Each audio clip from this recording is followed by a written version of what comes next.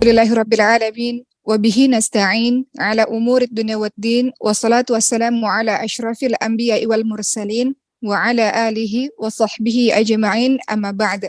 Rabbi shrah li sadri wa yassir li amri wahlul 'uqdatam min lisani yafqahu qawli. Apa kabar teman-teman di hari Jumat ini? Semoga semuanya dalam keadaan yang sehat, fisik yang sehat, hati yang bahagia, hati yang penuh cinta. Tangki cintanya full sehingga bisa memberikan cinta kepada yang lain. Kalau diri sendiri banyak masalah, diri sendiri banyak sedihnya, susah untuk kita menyebarkan cinta kepada yang lain. Sementara kita hamba Allah punya tugas untuk menyebarkan cinta, menyebarkan kasih sayang, menyebarkan kebaikan untuk yang lain. Pada hari ini teman-teman semua, kita akan bahas mengenai tutuplah aib saudaramu. Insya Allah minggu depan kita akan membahas mulai mengenai bulan Dzulhijjah, dikarenakan sebentar lagi kita akan masuk hari raya Idul Adha ya, masuk bulan Dzulhijjah dan apa-apa saja yang mau kita persiapkan di bulan Dzulhijjah dan sebagainya, minggu depan insya Allah. Hari ini kita bahas mengenai tutuplah aib saudaramu, dikarenakan kita lihat di sosial media, di televisi, dan di mana-mana, ya, bahkan di grup-grup WhatsApp, ada orang-orang yang dengan bangga menyebutkan dirinya, oh kami ini adalah perkumpulan ghibah gitu ya, kelompok ghibah, geng ghibah gitu. Ada yang bangga mengatakan begitu, oh kita kalau kumpul-kumpul ghibah, ngomongin orang, dan itu dijadikan sebuah bercandaan. Atau bahkan membuka aib saudara ini dijadikan sebagai mata pencaharian. Kalau nggak judulnya di media-media misalnya, kalau tidak judulnya tentang sesuatu yang buruk, nanti nggak banyak orang yang ngeklik. Dan orang-orang pada akhirnya membuat berita begitu karena masyarakatnya suka dengan berita-berita seperti itu. Inilah yang kita khawatirkan dan kita tidak ingin itu menjadi sebuah kebiasaan bagi diri kita dan keluarga kita dan orang-orang terdekat kita. Karena akhlak muslim tidak seperti itu, teman-teman semua. Akhlak muslim itu ialah dia menutup aib saudaranya sendiri. Mari kita lihat teman-teman semua, adalah sebuah kenikmatan yang luar biasa dari Allah Subhanahu wa taala. Allah jadikan kita ini bisa berbicara. Di saat banyak orang-orang lain tidak bisa bicara, ya kan, banyak orang-orang lain yang memang Allah takdirkan tidak bisa bicara, atau seperti anaknya Uma, dia harus pakai terapi wicara untuk bisa bicara. Kadang-kadang orang yang nggak bisa bicara ini mungkin justru lebih baik dibanding dengan kita. Lisannya disucikan oleh Allah, sehingga lisannya itu yang menghantarkan dia ke surga. Dia nggak bisa bicara, jadi nggak ada kesempatan bagi dia untuk membuka aib orang lain. Namun bagaimana dengan kita, yang Allah berikan kefasihan dalam berbicara? Kita bisa bercerita apapun, kita bisa tertawa, kita bisa berkata apa saja. Nah, bersamaan dengan nikmat yang luar biasa berupa lisan ini, maka kita harus tahu teman-teman semua, lisan yang Allah berikan ini bukan hanya untuk kita bersukaria, apalagi kita untuk ghibah, ngomongin orang, atau membuka aib. Namun nikmat lisan ini bukan digunakan untuk hal-hal seperti itu. Nikmat lisan ini digunakan untuk mendekatkan diri kepada Allah, seharusnya. Coba kita lihat dalam surah Al-Balad, ayat 8 sampai ayat 9. Yang sering teman-teman baca juga sebetulnya. A'udzubillahi minasyaitonirrajim. Apa kata Allah? Alam naj'al lahu 'ainain wa lisana wa syafatain. Bukankah Allah telah memberikan 2 buah mata? Allah telah memberikan 2 buah bibir. Jadi ini nikmat yang Allah berikan, mata untuk melihat, lisan untuk bicara. Ini nikmat. Namun nikmat ini seringkali nggak kita syukuri dengan caranya melakukannya dengan bermaksiat kepada Allah, menjahati makhluk Allah lainnya. Nggak bersyukur itu. Jadi patutlah ketika ada orang yang tak bisa melihat, orang yang tak bisa berbicara mengatakan, aku bahagia dengan tak bisa melihat, nggak ada dosa di sini. Aku bahagia nggak bisa bicara, nggak ada dosa di sini. Namun kita yang dikasih kefasihan bicara, dosanya banyak di sini, teman-teman semua. Salah satu dosa adalah mudah sekali tanpa berpikir membuka aib saudara kita sendiri. Ya, kalau kita lihat di zaman sekarang, perkara-perkara yang aib ya, yang hal-hal yang memalukan, mudah sekali seseorang memviralkan ya, atau potongan-potongan ucapan seseorang atau perilaku seseorang kita viralkan. Padahal teman-teman semua, kita tahu bahwa semua lisan kita ini, ya, tanpa diviralkan itu sebetulnya, harusnya kita berpikir dulu sebelum kita berbicara sesuatu. Kenapa? Manusia mah bisa bisa luput dari semua perkataan kita. Tapi malaikat itu mencatat setiap perkataan yang kita keluarkan. Jadi kita ini hendaknya berpikir dulu sebelum kita bicara. Coba teman-teman lihat surah Qaf ayat 18. Di situ dijabarkan bagaimana malaikat itu senantiasa mencatat apapun yang engkau keluarkan. Jangan nunggu viral dulu atau buruk-buruk yang viral, nggak perlu. Berpikir dulu bahwa malaikat-malaikat ada di sekitar kita dan mencatat setiap apapun yang kita ucapkan. Apa kata Allah Subhanahu wa taala? A'udzubillahi minasyaitonir rajim. Ma yalfidhu min qawlin illa ladaihi raqibun atid. Tidak ada suatu ucapan pun yang diucapkan kecuali di dekatnya ada malaikat pengawas yang senantiasa hadir. Dicatat semua apapun yang kita keluarkan dari lisan kita.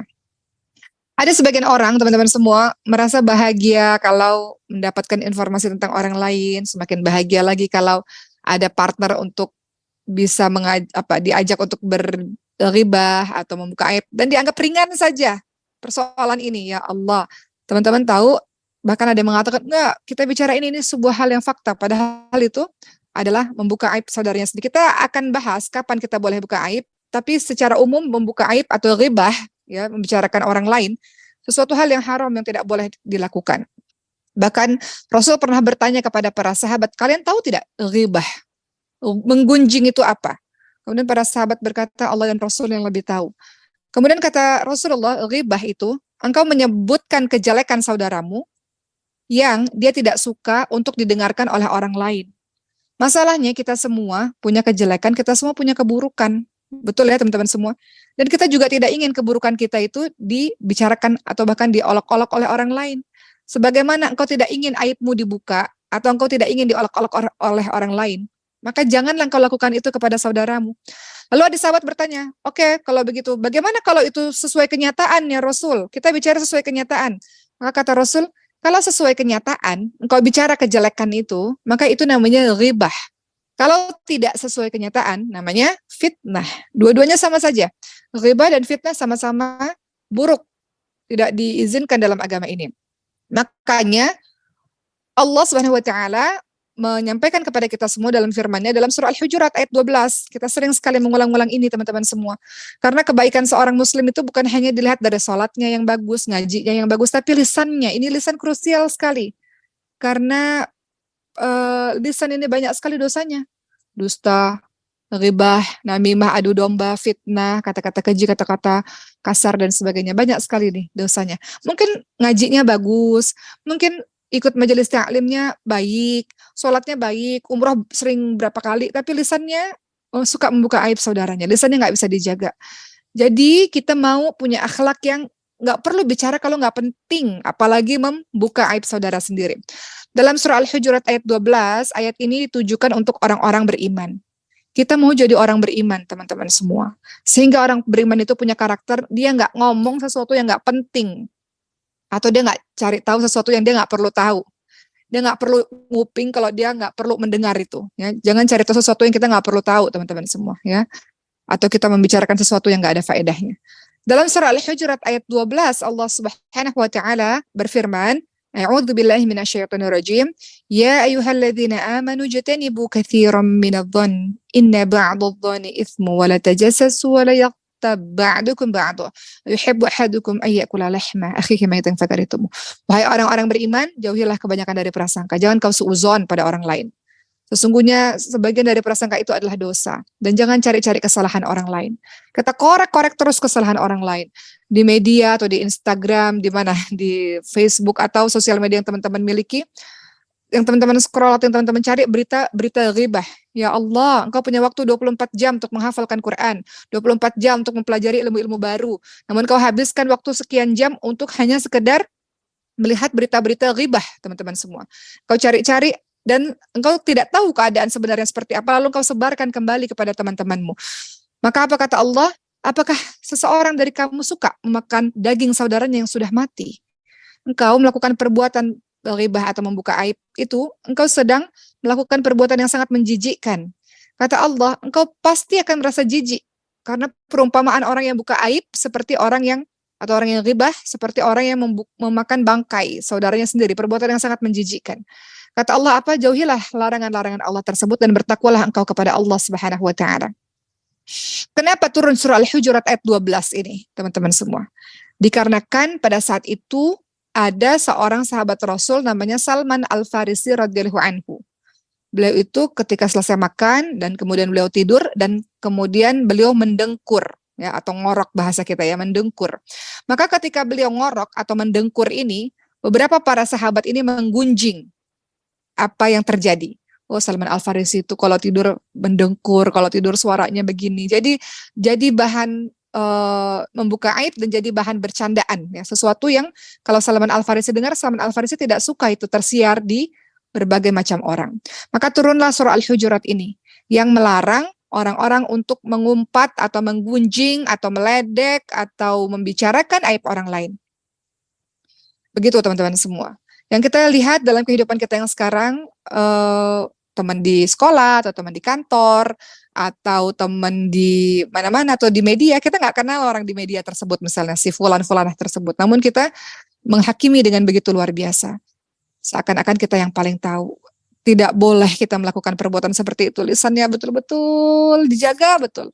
Kata Rasul, "Man kana yu'minu billahi wal yawmil akhir falyakul khairan aw liyasmut." Barang siapa yang beriman kepada Allah dan hari akhir, hendaklah dia berkata baik. Muslim itu selalu kata-katanya baik, selalu manfaat, selalu penuh dengan kebaikan-kebaikan. Bukan sebaliknya. Kalau kita nggak bisa berkata baik, engkau diam. Dalam diammu itu engkau berzikir kepada Allah Subhanahu wa taala, banyak beristighfar kepada Allah Subhanahu wa taala. Dosa kita lebih banyak, teman-teman semua. Jangan lagi nambah-nambah dosa dengan perkara-perkara yang tidak ada manfaatnya. Dalam hadis riwayat Bukhari, kata Rasul, jauhilah kalian prasangka, sebab prasangka itu adalah ungkapan yang paling dusta. Jangan suuzon terus-menerus. Dan jangan cari aib orang lain. Jangan pula kalian saling menebar kebencian.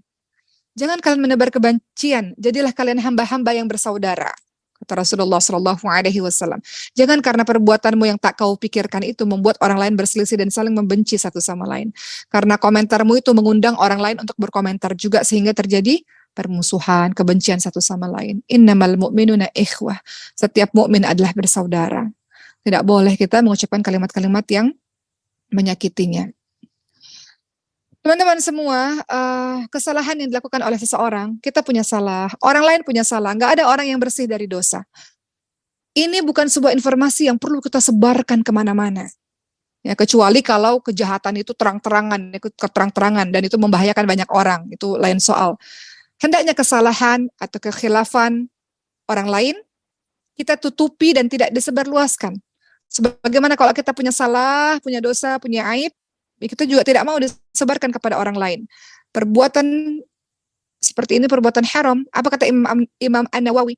Haram hukumnya membuka aib sendiri dan juga aib orang lain, haram kita menyebarluaskannya. Ya, nggak boleh kita membuka aib orang lain dan nggak boleh kita membuka aib diri kita sendiri. Kata Rasulullah SAW, sahabat sekalian dalam hadis riwayat Muslim dan Tirmidzi, barang siapa yang melepaskan kesusahan seorang muslim dari kesusahan dunia, Allah akan melepaskan kesusahannya di hari kiamat. Barang siapa yang menutupi aib saudaranya, Allah akan menutupi aib dirinya di dunia dan di akhirat. Barang siapa yang memudahkan orang yang susah, maka Allah akan mudahkan urusannya di dunia dan di akhirat. Allah akan senantiasa menolong hambanya selama dia menolong saudaranya. Apapun yang kita bisa dalam kehidupan kita, kita coba tolong saudara kita. Kita bisa menutup aib dia, kita tutup aib dia. Semoga dengan begitu Allah menutup aib kita di dunia dan di akhirat. Mudah bagi Allah membuka aib kita di dunia, teman-teman semua. Ya kan? Kita semua punya salah, punya dosa, punya maksiat, punya hal memalukan yang pernah kita lakukan dalam kehidupan kita. Gampang sekali bagi Allah kalau Allah mau membuka aib kita di dunia. Di akhirat Allah pertontonkan di hadapan semua makhluk tentang siapa kita sesungguhnya. Malu sekali kita. Maka kalau kita tak ingin itu terjadi, tutup aib kita dan aib saudara-saudara kita. Ya. Sebaliknya, ada orang yang hobinya membuka aib. Dikit-dikit kalau bicara tuh selalu dibumbui dengan gosip, dibumbui dengan membuka aib. Kalau nggak membuka aib nggak seru. Kalau nggak membuka aib nggak riang suasana, nggak penuh tawa. Jadi harus buka aib. Apa kata Rasulullah SAW dalam hadis riwayat Tirmidzi? Wahai sekalian orang yang mengaku berislam dengan lisannya, padahal iman itu belum masuk ke hatinya. Jangan pernah kalian menyakiti kaum muslimin. Jangan kalian menjelek-jelekan mereka. Jangan kalian mencari-cari kekurangan mereka. Sebab barang siapa yang mencari-cari kekurangan, kesalahan saudaranya yang muslim, Allah pun pasti akan mencari-cari kekurangannya. Barang siapa yang Allah cari-cari kekurangannya, Allah pasti akan membuka aibnya, Allah pasti akan mempermalukannya. walaupun dia berada dalam rumahnya. Kita ini kadang di rumah teman-teman semua, namun jempol kita ini aktif dengan sosial media. Walaupun kau berada dalam rumah, engkau lakukan itu, tunggu sebentar lagi Allah akan membuka juga tentang semua aib dan kekuranganmu.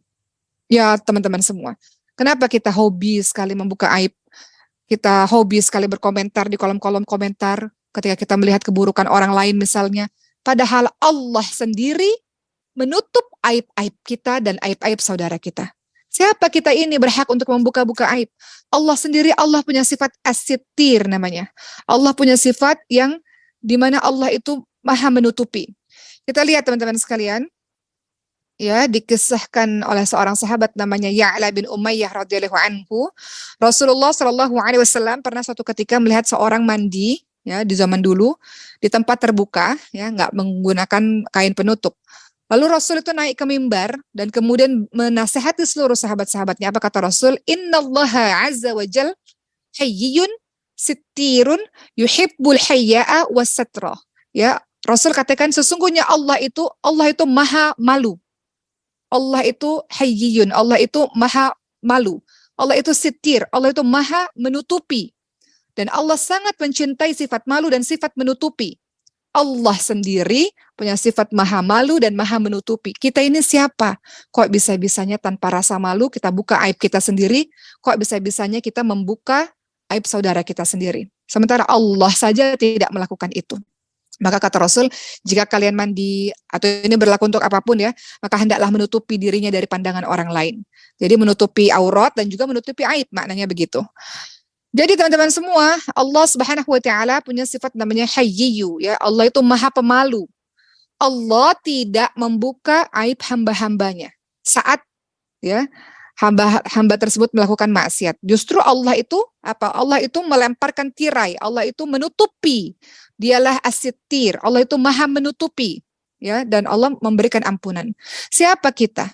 Kita ini bukan siapa-siapa, tapi kita berani untuk membuka tanpa rasa malu, membuka aib kita, dan tanpa rasa berkemanusiaan kita buka aib saudara kita. Allah sendiri adalah yang paling maha pemalu dan Allah maha menutupi aib. Allah tidak suka teman-teman semua orang yang menampakkan kemaksiatannya, diri kita menampakkan kemaksiatannya, dan Allah juga tidak suka ketika kita membuka aib saudara-saudara kita, membuka aib hambanya. Begitu teman-teman semua. Apa kata Rasulullah Shallallahu alaihi wasallam dalam hadis riwayat Bukhari Muslim? Setiap umatku dimaafkan kecuali mereka terang-terangan dalam bermaksiat. Ya, dalam artian engkau terang-terangan berbuat maksiat tanpa rasa malu, engkau membuka aib dirimu sendiri. Sesungguhnya termasuk menampakkan maksiat adalah berbuat suatu perbuatan maksiat di malam hari, kemudian pagi hari engkau ceritakan. Ini untuk dirimu sendiri. Misalnya malam hari engkau berbuat maksiat, engkau berbuat dosa, engkau berbuat kejahatan. Besok engkau ceritakan dengan begitu bangga, semalam aku begini loh, semalam aku begitu loh. Padahal Allah sudah menutupinya. Ingat, Allah itu maha menutup. Allah sudah menutupi dosa-dosamu. Allah sudah menutup dosa saudara-saudaramu. Namun kau dengan bangga menceritakan dosamu sendiri, aibmu sendiri, dan dengan bangga menceritakan aib saudaramu dengan bercandaan misalnya. Maka itu dosa yang tidak akan pernah dimaafkan oleh Allah. Allah sudah tutup betul-betul aibmu, maka dengan sengaja engkau buka. Ya, Allah tidak akan maafkan orang-orang yang melakukan perbuatan begitu. Dia buka aib dirinya dan dia buka aib saudaranya. Teman-teman lihat dalam surah An-Nur ayat ke-19. Allah Subhanahu wa taala berfirman, An-Nur ayat 19. A'udzu billahi minasyaitonir rajim. Innal ladzina yuhibbuna an tashi'al fahisha fil ladzina amanu lahum 'adzabun alimun fid dunya wal akhirah. Wallahu ya'lamu wa antum la ta'lamun. Sesungguhnya orang-orang yang ingin agar berita perbuatan keji, maksiat itu tersiar di kalangan orang-orang beriman, bagi mereka Allah berikan azab yang sangat pedih di dunia dan di akhirat. An-Nur ayat 19. Sesungguhnya kalau ada orang-orang ingin suatu keadaan, suatu berita tersiar, tersebar di kalangan orang-orang beriman, maka Allah akan berikan dia azab yang pedih di dunia dan di akhirat. Surah An-Nur ayat ke-19. Allah maha mengetahui, sedangkan kamu tidak mengetahui. Jadi teman-teman semua, ada alasan ya. Kadang-kadang kita ini dengan kebodohan diri kita buat dosa, kemudian kita menyebarkan dosa kita itu.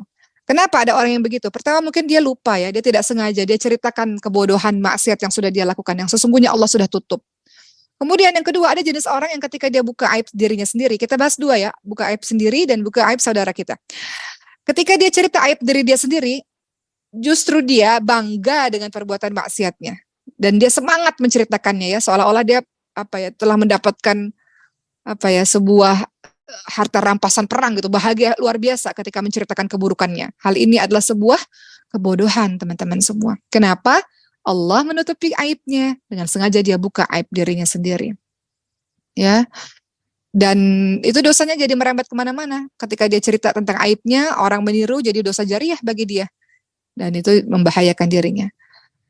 Termasuk teman-teman semua, bahas dua ya, jangan kamu buka aib saudaramu dan jangan kamu buka aib dirimu sendiri. Termasuk ini ada pertanyaan waktu itu, ada jemaah yang bertanya, bagaimana kalau seandainya saya mau menikah dan kemudian calon pasangan saya bertanya semuanya tentang masa lalu saya.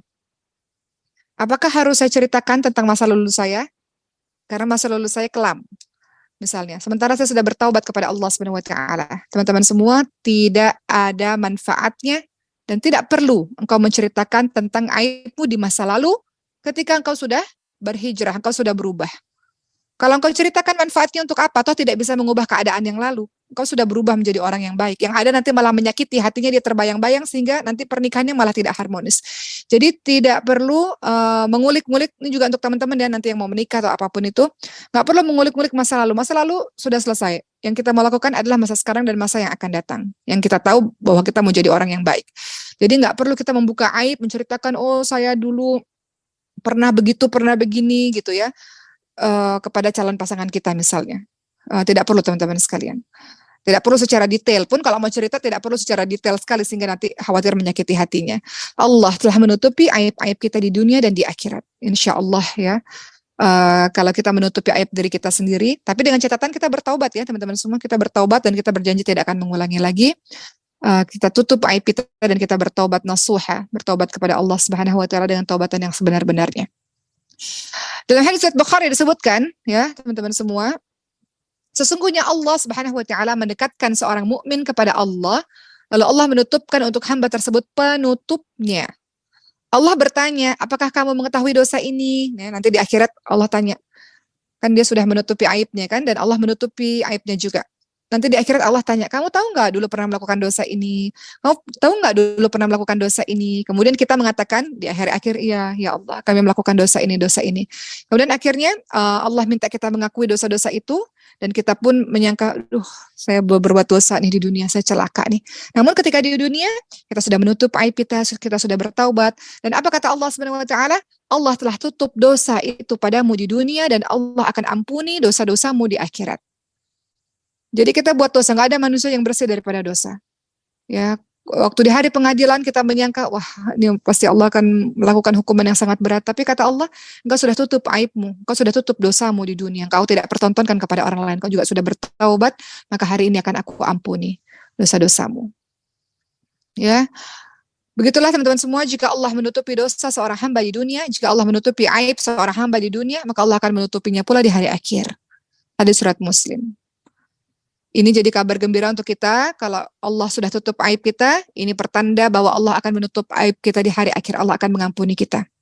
Jangan pernah membuka aib dirimu sendiri dan jangan pernah membuka aib orang lain. Ya teman-teman semua, dalam hadis surat Muslim, diulang-ulang terus ya, tidaklah seorang hamba menutupi aib orang lain di dunia, melainkan Allah akan menutupi aibnya di hari kiamat. Kita malu teman-teman semua kalau aib kita dipertontonkan di seluruh makhluk. Di dunia dan di akhirat malu. Kita mau Allah jaga kita. Maka jaga saudara kita juga. Berikutnya teman-teman semua, ini juga sering terjadi ya untuk teman-teman yang sudah menikah, senang sekali membuka aib rumah tangganya. Tidak perlu teman-teman semua. Hunna libasul lakum wa antum libasul lahun. Ada satu ayat dalam Al-Quran. Pasanganmu itu adalah pakaian bagimu. Dan kamu adalah pakaian bagi mereka.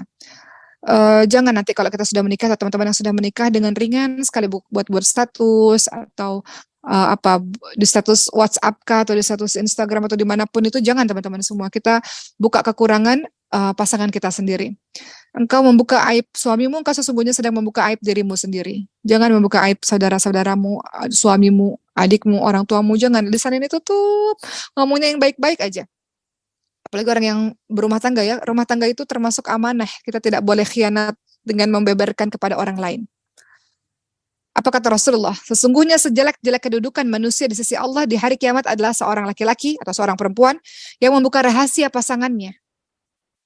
Ya, menyebarkan rahasia pasangannya. Misalnya, kan ada nih jenis orang-orang yang bahkan dijadikan bercandaan teman-teman semua. Rahasia, mohon maaf ya, teman-teman yang sudah menikah. Kadang bahkan ada lagi ininya, programnya di YouTube misalnya ya. Rahasia ranjang misalnya.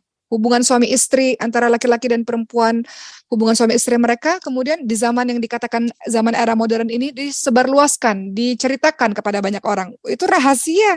Gak boleh engkau ceritakan kepada siapapun. Atau dalam rumah tanggamu engkau ada rasa yang engkau kecewa atau engkau rasa pasangan memiliki banyak kekurangan, engkau sebarkan kepada yang lain. Nggak boleh begitu teman-teman sekalian. Kita jaga lisan ini. Fikir dulu sebelum kita bicara. Fikir dulu sebelum kita menulis. Ada dampak apa yang akan terjadi setelahnya. Namun ada beberapa perkara yang kita boleh buka aib. Kita boleh bicara. Kapankah waktu itu?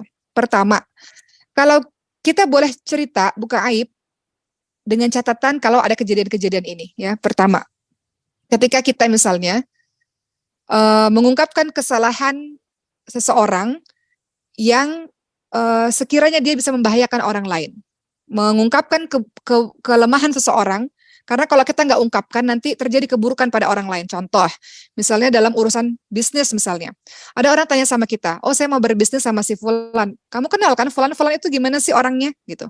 Nah kita boleh cerita tuh teman-teman semua, oh yang saya tahu beliau itu adalah orang yang suka melanggar kepercayaan, beliau itu adalah orang yang tidak amanah, beliau orang yang banyak korupsi misalnya.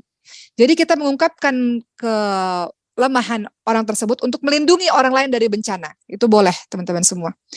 Kemudian yang kedua misalnya ya, ketika ada juga orang yang bertanya, oh saya mau menikah dengan si Fulan misalnya, tentang pernikahan juga ya, saya mau menikah dengan si Fulan, kamu tahu nggak si Fulan? Dan kita tahu karakter orang tersebut misalnya, orang yang misalnya buruk, dan kita tidak mau sahabat kita itu mendapatkan orang yang mendapatkan sifat-sifat yang buruk itu, maka kita katakan, oh yang sepanjang yang saya kenal selama bertahun-tahun, yang saya tahu dan saya alami sendiri, orang ini misalnya dia kasar, dia suka pukul, dia suka ini, dia suka itu. Silahkan terserah kamu melanjutkan apa tidak, tapi ini nasihat dari saya, yang saya tahu, yang saya kenal, yang saya alami ketika saya bersahabat atau berteman dengannya, itu juga boleh untuk menyelamatkan orang lain. Berikutnya kalau kita mau memberikan kesaksian di pengadilan, pastinya kita menceritakan keburukan atau apa yang kita tahu dengan tidak menambah-nambah ya teman-teman semua, berbicara apa adanya. Artinya kita bicara sesuai kebutuhan. Kalau memang adalah sebuah kebutuhan, kita bicara, tapi apakah sebuah kebutuhan kalau kita menceritakan aib saudara kita di sosial media yang ditonton atau didengar oleh berjuta-juta umat, kan tidak sebuah kebutuhan teman-teman semua. Itu tidak perlu, tidak sebuah kebutuhan semua orang harus tahu aib saudara kita. Namun kalau di pengadilan, kalau ada orang yang memang kata dia orang mau menikah, orang mau berbisnis, maka itu tidak mengapa untuk menyelamatkan saudara kita tersebut. Ya. Kemudian misalnya lagi kita lihat ada sebuah, ini contoh saja ya yang kita boleh ceritakan ya. Kejadian itu, maksiat itu sudah nyata-nyata ya, sudah terang-terangan dilakukan bertahun-tahun gitu, dan semua orang juga sudah tahu tentang itu. Sehingga kita juga bisa membicarakan hal itu sebagai sebuah kewaspadaan bagi diri kita. Misal, oh di situ tuh ada praktik agama yang sesat misalnya, cara sholatnya sesat, cara doanya sesat, caranya sesat, dan itu sudah dibicarakan oleh seluruh masyarakat misalnya. Jadi kita juga bisa mengucapkan hal itu untuk melindungi sahabat-sahabat kita lain. Intinya membuka aib orang lain kita boleh saja ketika memang diperlukan untuk sebuah kemaslahatan. Bukan sembarang membuka aib orang lain yang ada malah permusuhan, perpecahan, kebencian, dan kita senang orang tersebut menderita dan sebagainya. Bukan seperti itu.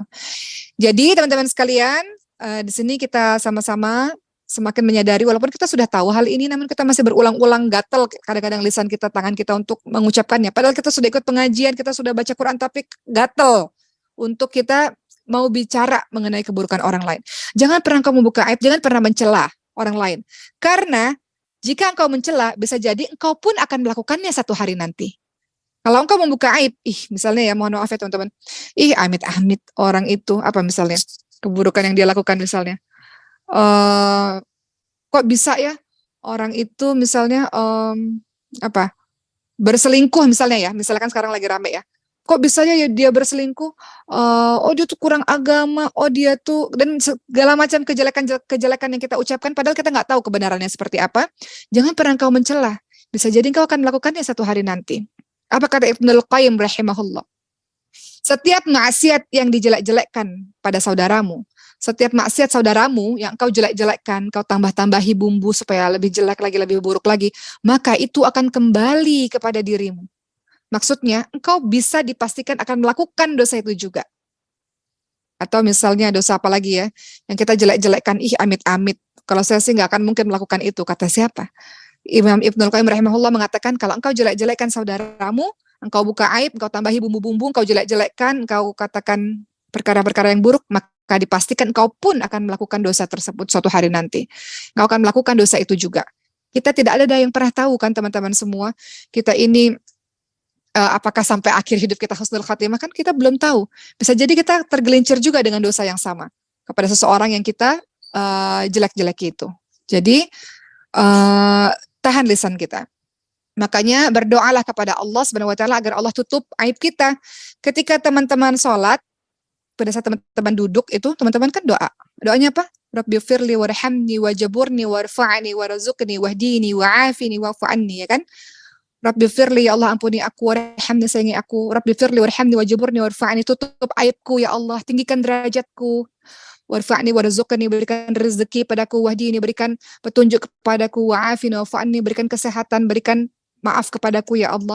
Itu doa yang kita ucapkan loh teman-teman semua setiap hari dalam sholat kita. Ya Allah tutuplah aibku, ya Allah tutuplah aibku ya Allah. Maka Umar selalu mengatakan, kita ini dipuji orang, dihormati orang, masih dilihat oleh orang, masih mau orang temenan sama kita, berdekatan sama kita, bukan karena baiknya kita, namun karena Allah yang menutupi aib-aib kita. Allah saja maha penutup, maka haruslah kita pun menjadi orang yang menutupi aib diri kita maupun aib saudara kita. Teman-teman juga bisa doa, ya doa yang telah diajarkan, doa agar kita tertutup aibnya oleh Allah Subhanahu wa taala, ditutupi aibnya oleh Allah, dan ditutupi aibnya oleh orang-orang lainnya. Doanya adalah Allahumma inni as'alukal afiyah fit dunya wal akhirah.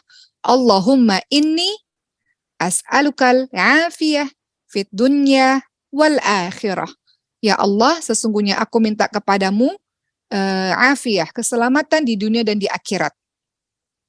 Kemudian kita doa lagi, Allahumma inni as'alukal afwa wal afiyah fit dunya wal akhirah. Allahumma inni as'aluka al-afwa wal afiyah fit dunya wal akhirah wa ahli wa mali.